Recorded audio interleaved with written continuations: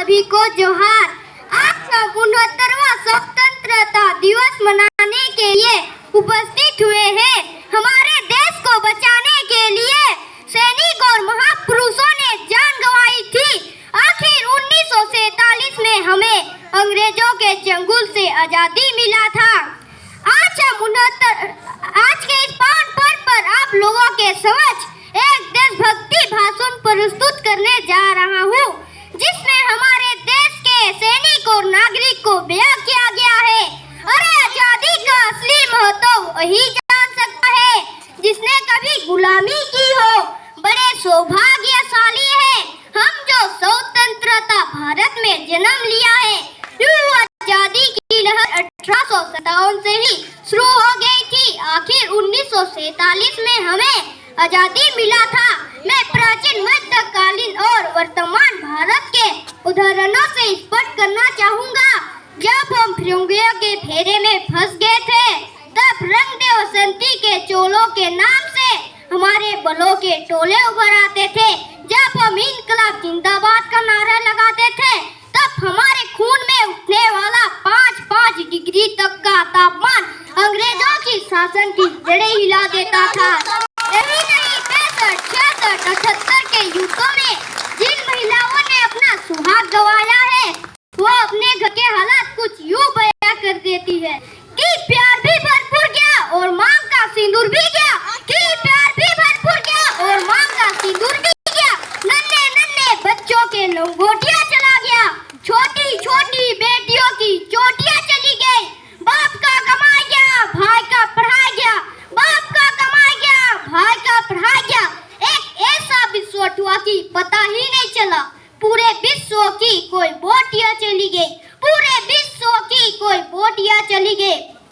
इस तरह से भी परिवार देशभक्ति दिखाते थे, क्योंकि जब देश बलिदान मांगता था, वो कहता था आ मर मिट जा। यहाँ तक वो फांसी तक चढ़ जाने को कहता था। लेकिन आजकल देश बलिदान नहीं मांगता है, सिर्फ मेहनत और ईमानदारी से देश को तरक्की करने को कहता है। और जिस भी व्यक्ति में इन गुणों का विशेष है, वही एक सच्चा देशभक्त कहलाता है। आतंकवाद को मैं यह कहना चाहूँगा, तू क्या मेरा मुल्क और कश्मीर को छीनेगा? तू आँख उठा के तो देख, तेरा आँखें नोच लेंगे, तेरा नाकें नोच लेंगे। ईद और चांद पर तन्हाई झापा लाता है, मुझे तो राखी बांधने बस एक लिफाफा आता है, मुझे तो राखी बांधने बस एक लिफाफा आता है। हे भारत, मैं आजकल फेराने से ज्यादा दफनाने में काम क्यों आ रहा हूँ? मैं इस देश के लिए, वतन के लिए अपनी जान तक बारी है। जब एक माँ का लाल सरहद पर जंग लड़ रहा होता है, तभी उसकी माँ का फोन आती है और कहती है, बेटा तुम कैसे हो? वह हंसते हंसते कहते हैं, माँ मैं ठीक हूँ। लेकिन वह हमारे देश को बचाने के लिए हंसते हंसते अपनी जान की कुर्बानियाँ दे देते हैं। इधर माँ दरवाजे पर बैठे हुए देखती रहती है। महोदय, हृदय तो उस दिन फट गया जिस दिन एक बूढ़ी माँ अपने बेटे के चिथड़े को रंग के तिरंगे में लपटे देख बोली, हे साहब, आप तो भर्ती में एक इंच कम नहीं लेते। मैं आधा कटा हुआ शरीर कैसे ले लूं? मैं आधा कटा हुआ शरीर कैसे ले लूं? इस तरह हमारे देश को बचाने के लिए वीर सैनिकों ने अपने जान गंवाते हैं। इसलिए हम सभी को मिलकर हमारे देश को तरक्की की ओर ले जाए। मैं अपने वाणी को विराम करने से पहले 2 शायरी रखना चाहूँगा।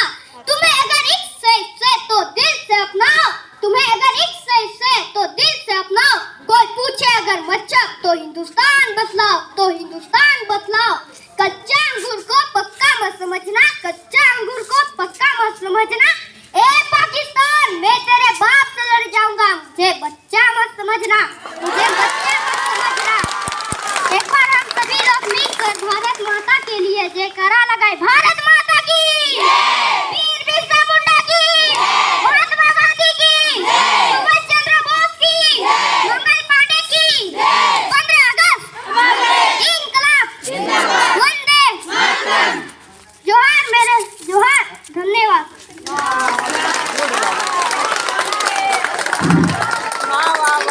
बहुत अच्छा। हम इसके आगे और कुछ नहीं बोल सकते हैं, हम सभी निशब्द हैं।